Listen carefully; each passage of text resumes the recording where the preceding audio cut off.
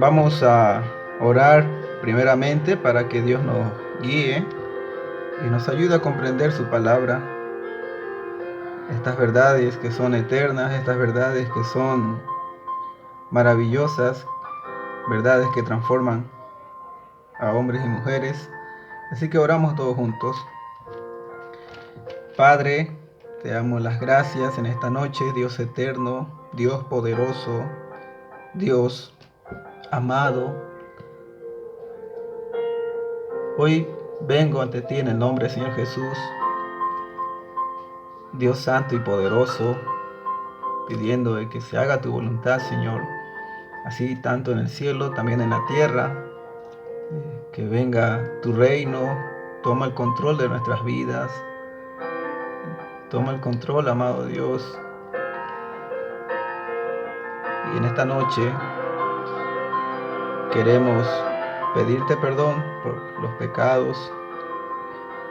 Ten misericordia de mí, Señor, perdona mis pecados.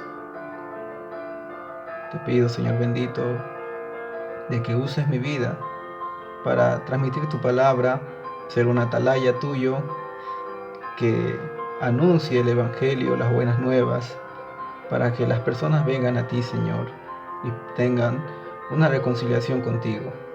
Padre eterno, muchas gracias te doy en esta noche.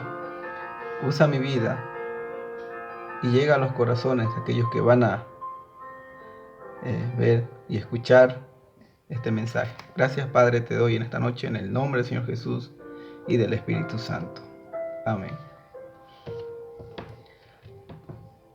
Muy bien, continuamos entonces. Hemos llegado a una sección muy importante. En este capítulo vamos a ver los resultados de la justificación, de aquello que hemos venido hablando en el capítulo 3 y capítulo 4, para que podamos ver el contexto y ver de qué manera Pablo nos va a explicar los resultados de la justificación. Necesitamos ver un poco de lo que habló en los anteriores capítulos. En los anteriores capítulos, el apóstol Pablo, inspirado por el Espíritu Santo, mencionó el don de la justicia de Dios. Después de haber acusado tanto a gentiles, a judíos y a toda la humanidad de que estaban en pecado, de mostrarles su pecaminosidad, Pablo en el capítulo 3 muestra este regalo, este don de la justificación, donde Dios pasa por alto los pecados del hombre y en su infinito amor, en su gracia, da la salvación por medio de Jesucristo. Y Jesucristo, como Cordero, murió por nuestros pecados, tomó nuestro lugar, llevó todo el castigo que nosotros merecíamos, llevó toda la ira de Dios, y su sacrificio ha sido perfecto. Es por eso que tenemos una justificación gratuita. La justicia de Dios ameritaba de que el pecado sea castigado. Y es esa razón que la justicia de Dios es satisfecha con el sacrificio de Jesús.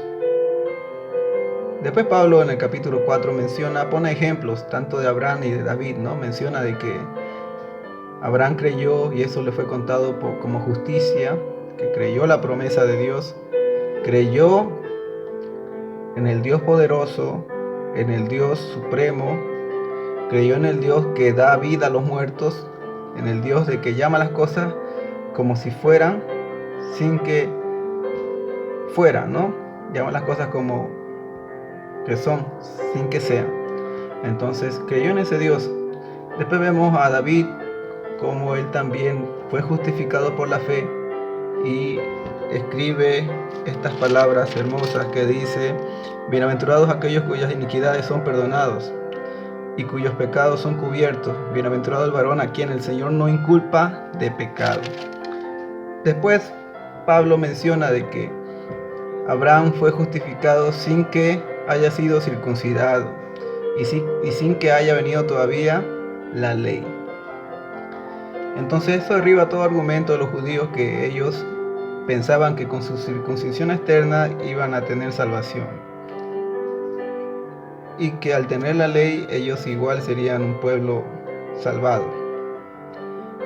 Entonces vemos ahí de que ya Pablo pone esos ejemplos de la justificación, y ahora en el capítulo 5 nos va a mostrar los resultados de la justificación. Repito, la justicia es un acto en la cual Dios declara justo al pecador, no por sus méritos, no por sus obras, sino por lo que Jesús hizo en la cruz, según por el mérito de Jesucristo, de su Hijo, en el cual Dios descarga toda su ira, el castigo que tenía que venir al pecador, lo llevó Jesús en la cruz. Y así fue satisfecha la justicia de Dios. Entonces, al pecador le da vida nueva, le da salvación y lo justifica. Entonces vemos ahí que esa es la justicia de Dios. Ahora vamos a ver los resultados de la justificación. Vamos a irnos a Romanos capítulo 5, versículo 1. Justificados, pues por la fe tenemos paz para con Dios por medio de nuestro Señor Jesucristo. Acá hay una palabra muy importante, dice justificados. Esta palabrita hace énfasis de lo que hemos venido viendo en el capítulo 3 y capítulo 4. Justificados, pues. En otras palabras dice, hermanos, una vez que ya hemos sido justificados, una vez que Dios nos declara justos, y esto es lo que cada cristiano, cada creyente vive. Tal vez usted conoció al Señor hace 5 años, tal vez hace 2 años, o tal vez hace un mes. A partir de esa conversión, a partir de ese cambio de arrepentimiento que usted tuvo al conocer el Evangelio, desde ahí usted es justificado.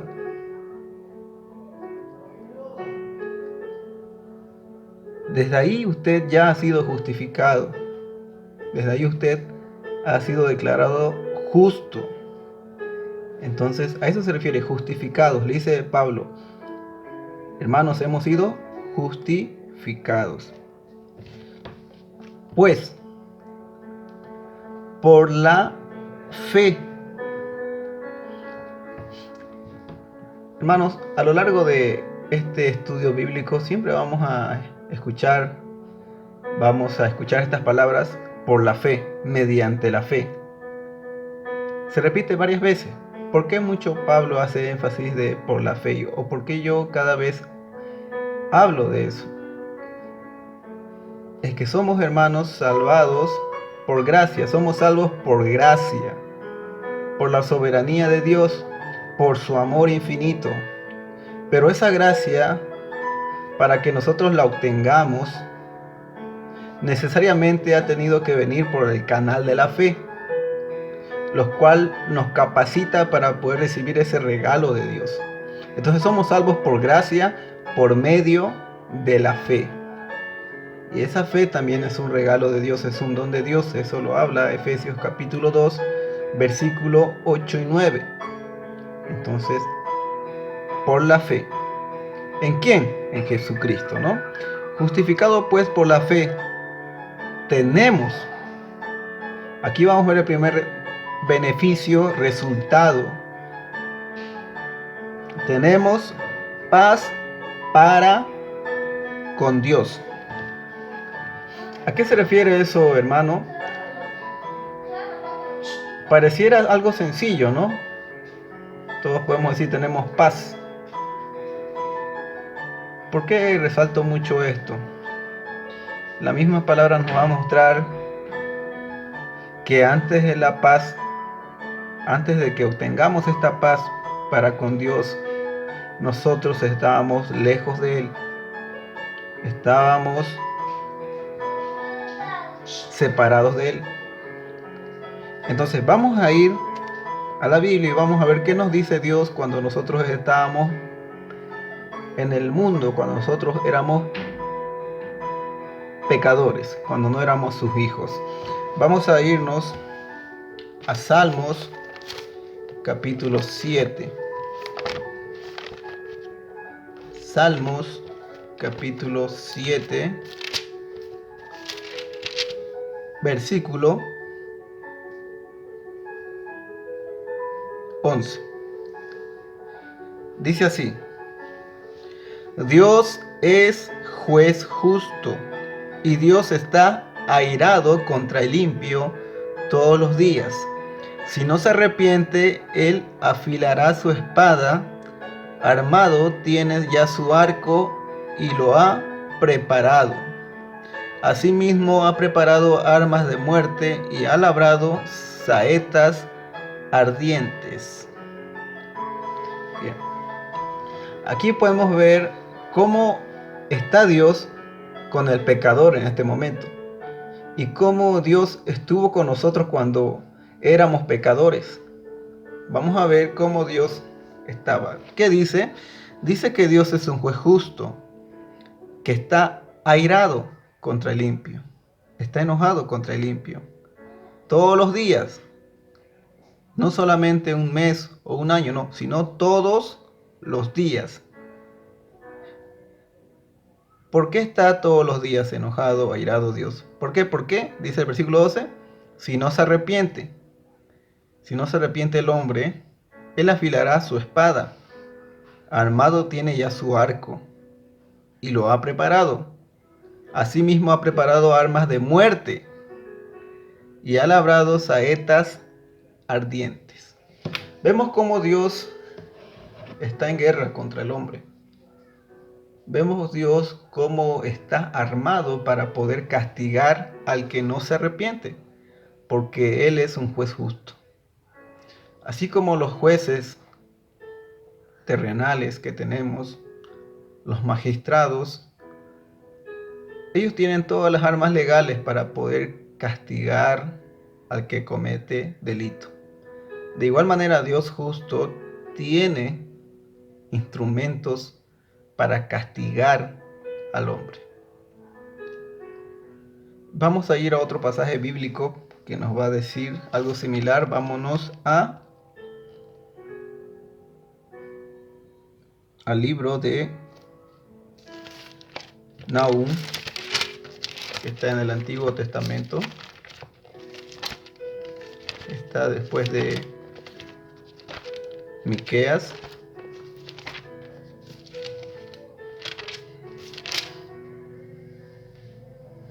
Nahum capítulo 1, versículo 2. Dice así: Jehová es Dios celoso y vengador. Jehová es vengador y lleno de indignación, se venga de sus adversarios y guarda enojo para sus enemigos. Jehová es tardo para la ira y grande en poder, y no tendrá por inocente al culpable. Jehová marcha en la tempestad y el torbellino, y las nubes son el polvo de sus pies. Vemos aquí otra característica de Dios, que Dios dice que es celoso y vengador, que Él está lleno de indignación, se venga de sus adversarios, guarda enojo para sus enemigos. Ahora dice aquí el versículo 3, ¿no? Jehová es tardo para la ira y grande en poder, y no tendrá por inocente al culpable. Y es verdad. Aquí hay otra verdad grandiosa de que Dios, cuando el pecador peca, muchas veces ese pecador no muere al instante, como pasó con los hijos de Aarón cuando ofrecieron fuego extraño, o cuando pasó con Ananías y Zafira. No mueren al instante. ¿Y por qué pasa eso? ¿Por qué el pecador no muere en ese momento cuando asesina a alguien o roba un banco o comete violación? ¿Por qué no muere en ese instante? Porque dice la palabra, la paga del pecado es muerte. Dice también la palabra, el alma que pecare esa morirá. Dice la palabra también en Hebreos 9:27, dice que está establecido de que el hombre muera por una vez y después al juicio. Entonces, ¿por qué no pasa eso? Hemos visto también el libro de Romanos, si volvemos unos capítulos atrás, en el capítulo 2, Pablo mencionaba lo siguiente, 2:5, pero por tu dureza y por tu corazón no arrepentido atesoras para ti mismo ira para el día de la ira y de la revelación del justo juicio de Dios. ¿Qué significa eso, hermano?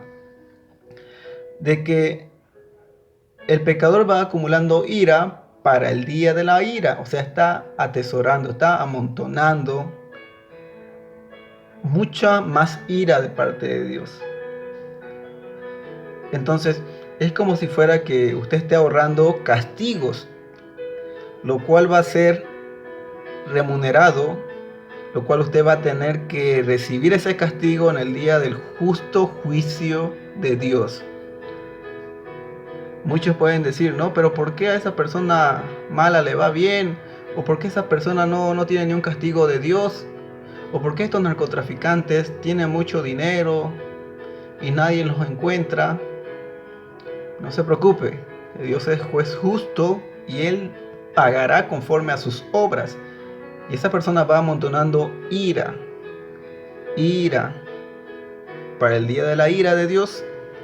Así que Dios mismo va a pagar a uno conforme a sus obras. Al pecador, quien no se ha arrepentido por su dureza de corazón, está atesorando castigo. Así que Dios mismo se va a encargar de ellos.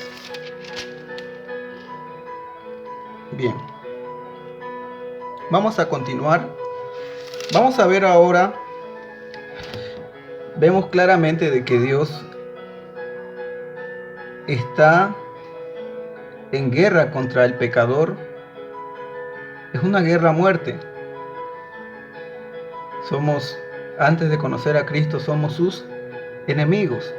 Y nos vamos a saltar a Romanos 5:9. Pues mucho más estando ya justificados en su sangre, por él seremos salvos de la ira de Dios. De todo su castigo seremos salvos.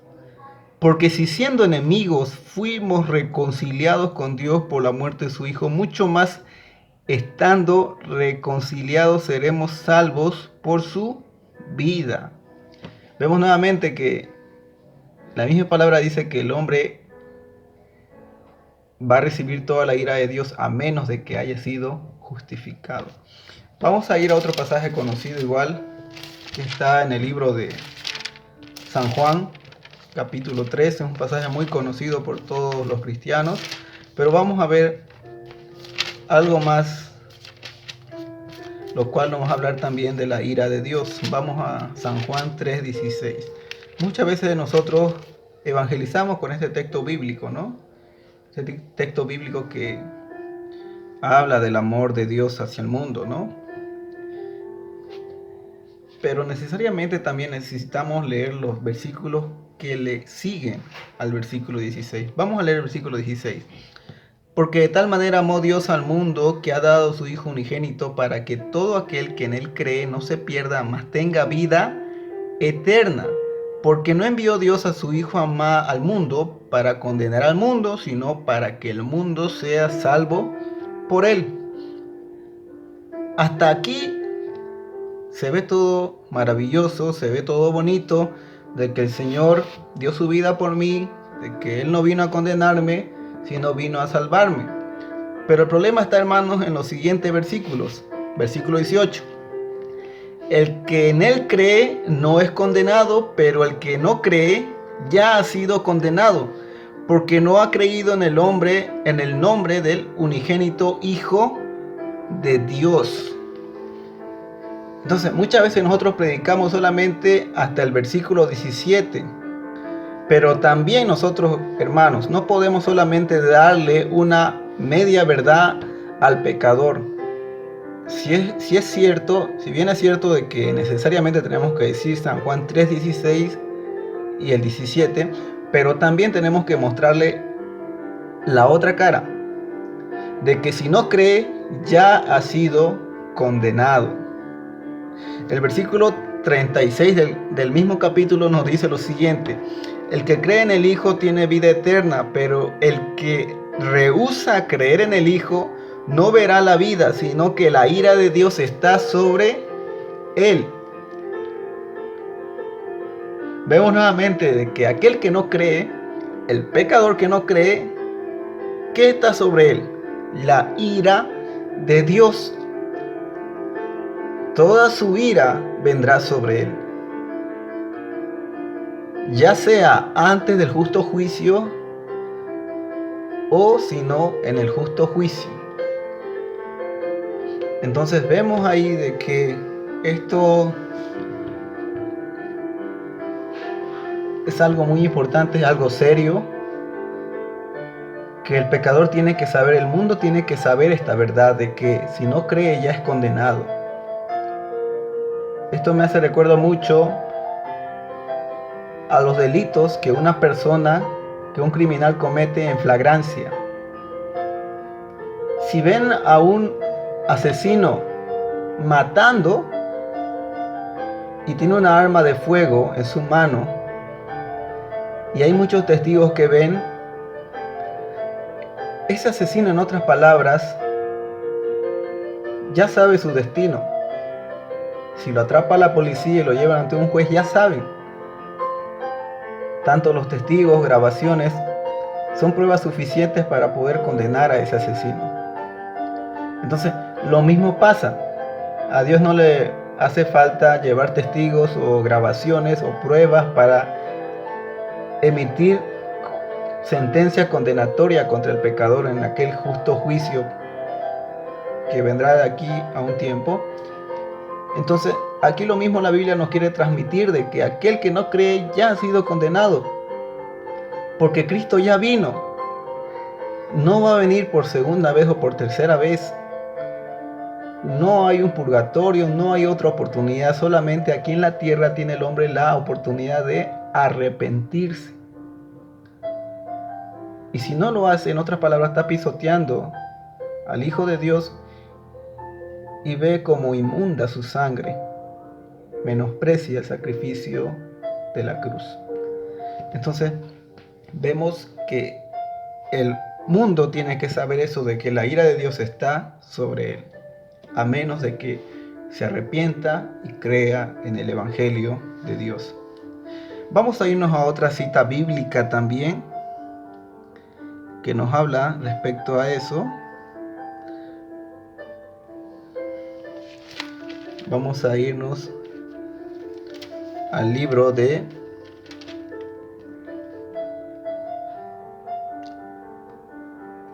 Efesios 5:6.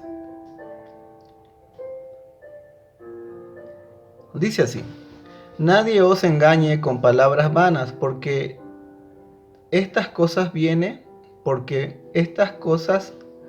por estas cosas viene la ira de Dios sobre los hijos de desobediencia. ¿Por qué viene?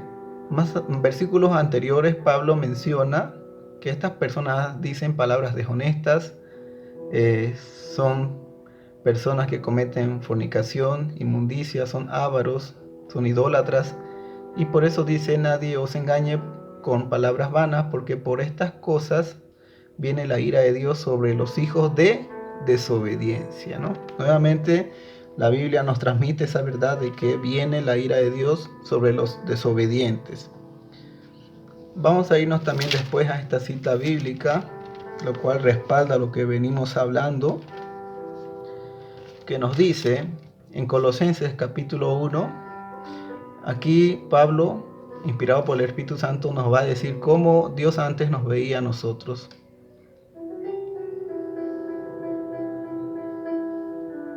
Vamos a leer Colosenses 1:21. Y a vosotros también, que erais en otro tiempo extraños y enemigos en vuestra mente, haciendo malas obras, ahora os ha reconciliado en su cuerpo de carne, por medio de la muerte, para presentaros santos sin mancha e irreprensibles delante de Él. Gran verdad, hermanos. Antes éramos extraños, pero ahora somos sus hijos. Antes éramos sus enemigos, ahora somos sus amigos. Y Dios nuevamente nos da una gran verdad en San Juan 1:12. Mas a todos los que le recibieron, a los que creen en su nombre, les dio potestad de ser hechos hijos de Dios. Mis hermanos, volviendo al versículo inicial, Romanos 5:1, vemos de que es muy importante de estar en paz con Dios. ¿Por qué, hermanos? Era una lucha a muerte, porque la ira de Dios estaba sobre nosotros, pero por medio de Jesús, nos dice Pablo, no somos reconciliados y somos hechos hijos de Dios. Ahora Dios está en paz con el pecador, con nosotros, por medio de Jesucristo. Tenemos paz para con Dios por medio de nuestro Señor Jesucristo. Es como si fuera de que Dios tomó la mano de Jesús, tomó la mano de Dios y tomó nuestra mano y nos hizo hacer las paces. Somos reconciliados por medio de Jesús.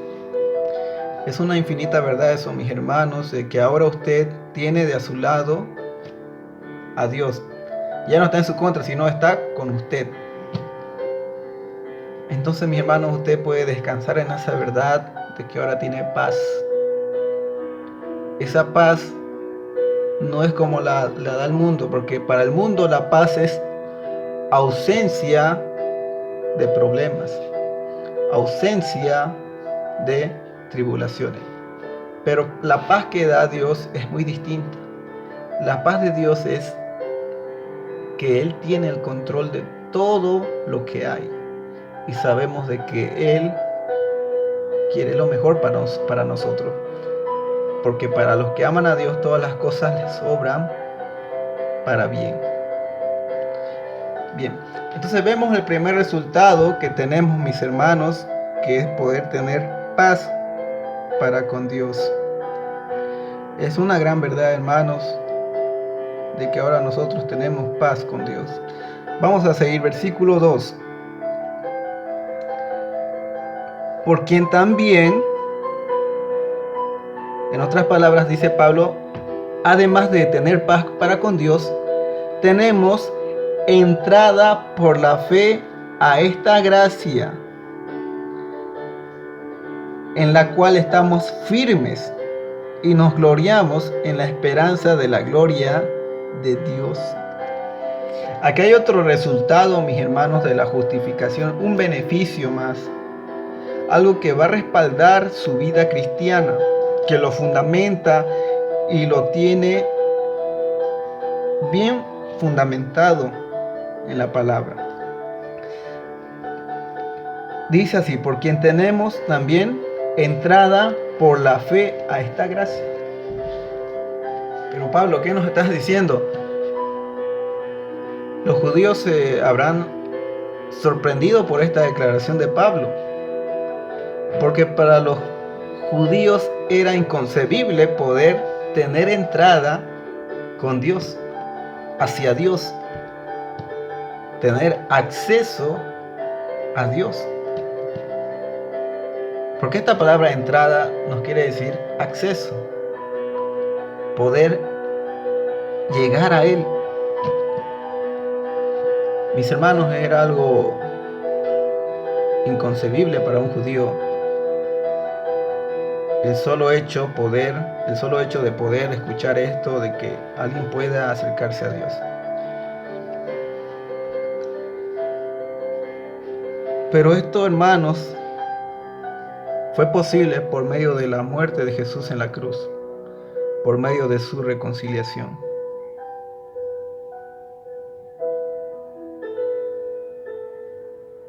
Hermanos, vamos a ver qué es lo que pasó cuando Jesús murió. Vamos a irnos a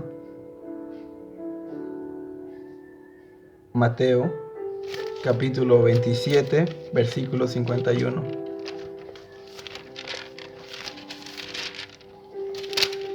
Esto pasó cuando Jesús fue crucificado. Mateo capítulo 27, versículo 51. Y he aquí el velo del templo se rasgó en dos, de arriba abajo, y la tierra tembló y las rocas se partieron. Esto fue algo simbólico, mis hermanos.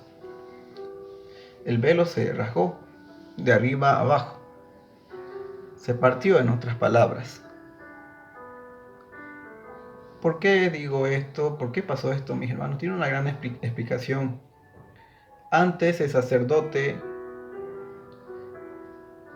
ofrecía sacrificios a Dios, pero en el lugar santo, porque el templo tenía lugar santo y santísimo. Entonces era imposible entrar al lugar santísimo. Los sacerdotes solamente entraban una vez al año para expiación de los pecados del pueblo.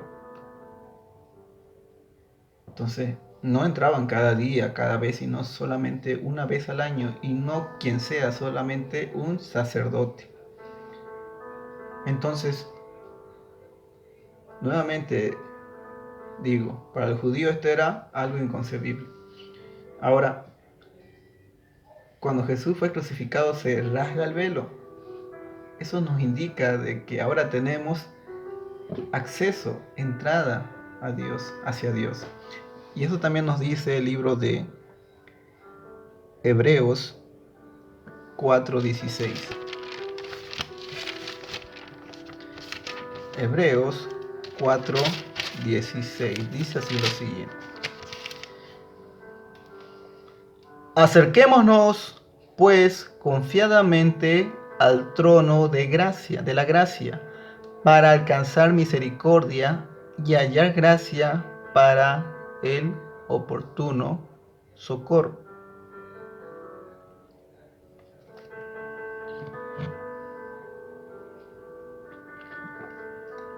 Esta es una gran verdad, mi hermano, porque una vez de que ya se hizo el sacrificio en la cruz, hoy tenemos este gran beneficio, este gran resultado, ¿no? Que nos dice que nos podemos acercar confiadamente al trono de la gracia. Podemos acercarnos a Dios, como sus hijos nos podemos acercar.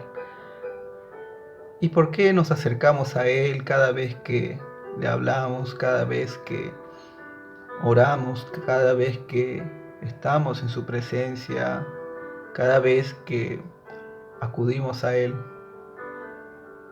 ¿Para qué? Para alcanzar misericordia. Señor, ten misericordia de mí. Porque como cristianos también nosotros cometemos errores, pecamos, pero acudimos a Él para alcanzar su misericordia y hallar gracia para el oportuno socorro. Señor, ten misericordia de mí. Y como resultado, como nos acercamos a Él humildemente, Él nos da su gracia, hallamos su gracia y nos socorre ante diferente tribulación. Entonces, ahí vemos una gran verdad de que nos podemos ahora acercar confiadamente al trono de la gracia de Dios. Es una gran verdad que el escritor de Hebreos, inspirado por el Espíritu Santo, transmite a la iglesia. Vamos a irnos al mismo libro, Hebreos 10, ahora vamos a leer el versículo 19 al 22.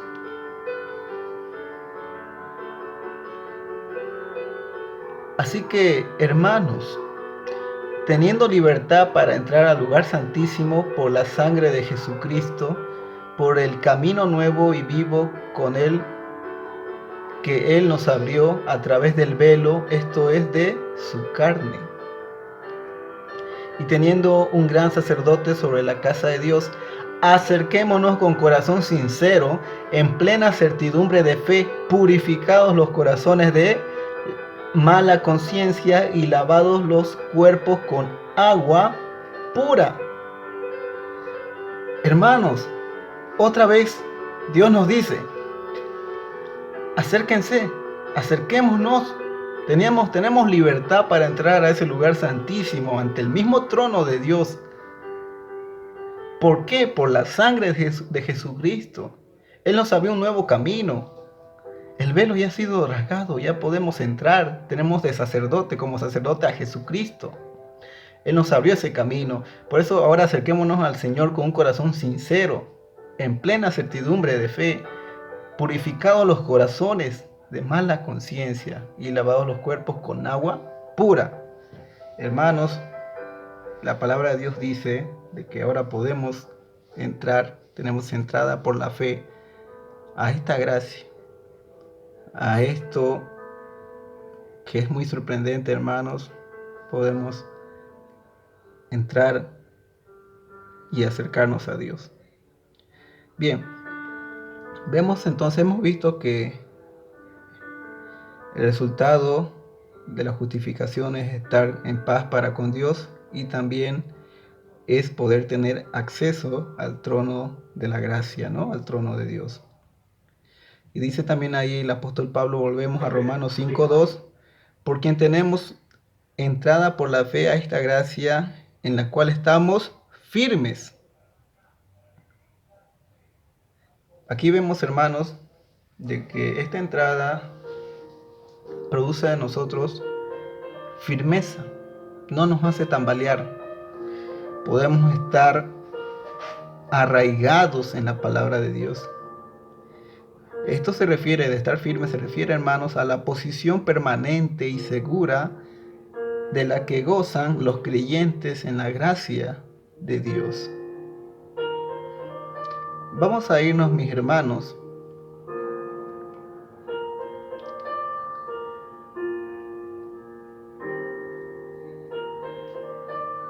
al mismo libro, Romanos 8:31.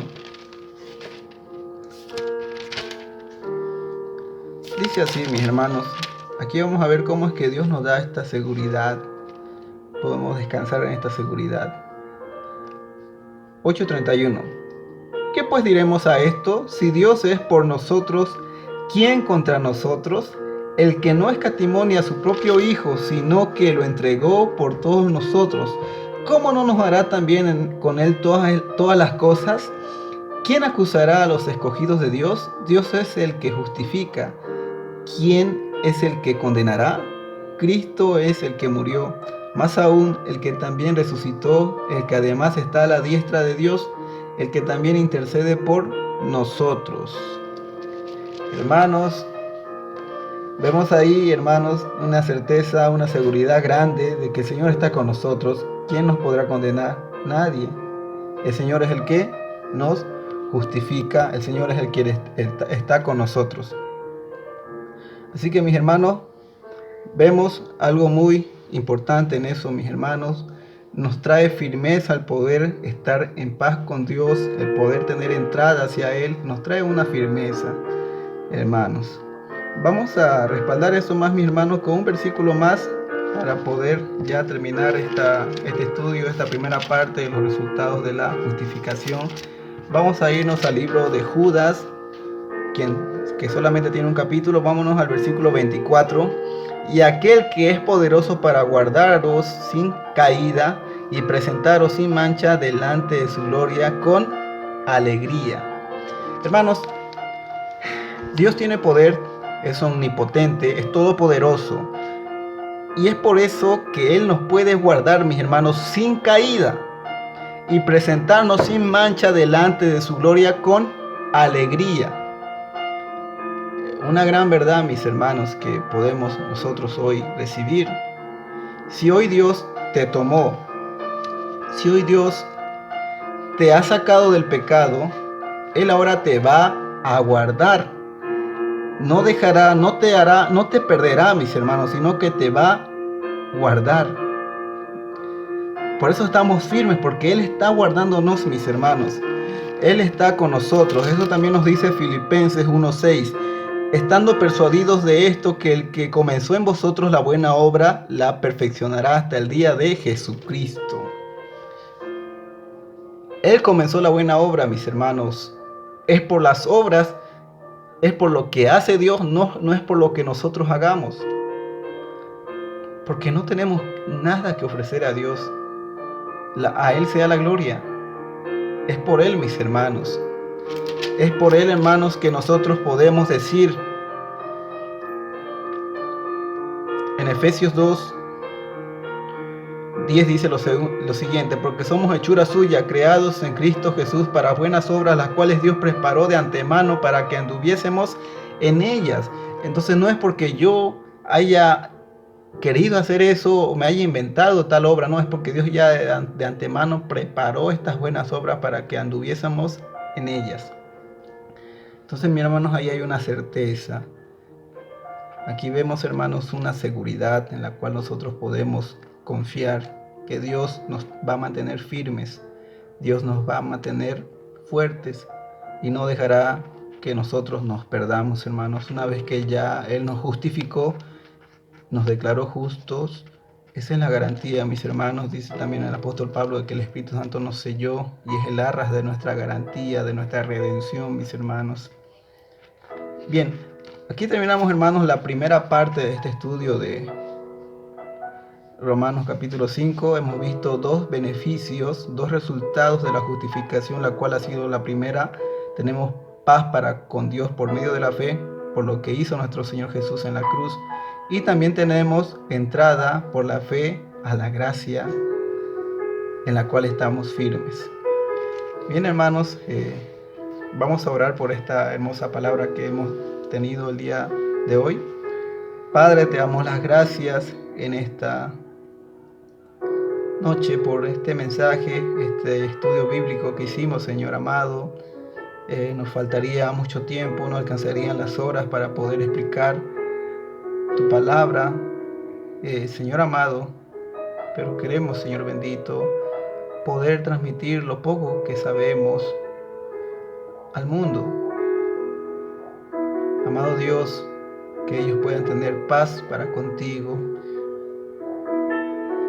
porque tú eres un Dios celoso y vengador, y tu ira está sobre el pecador. Así que, Señor amado, hacemos ese llamado para que puedan conocerte las personas y puedan arrepentirse de sus pecados. Y así, Señor amado santo, tú tengas misericordia y derrames tu gracia sobre el pecador. Padre, es por eso que nosotros, que antes éramos extraños y éramos tus enemigos, ahora somos tus conocidos, somos tus hijos, somos tus amigos, y podemos, Señor amado, tener ese acceso. Confiadamente nos acercamos al trono de la gracia para tener misericordia y para poder hallar gracia que viene de ti, Señor, para el oportuno socorro. Gracias, Padre, te damos en esta noche, en el nombre del Señor Jesús y del Espíritu Santo. Amén.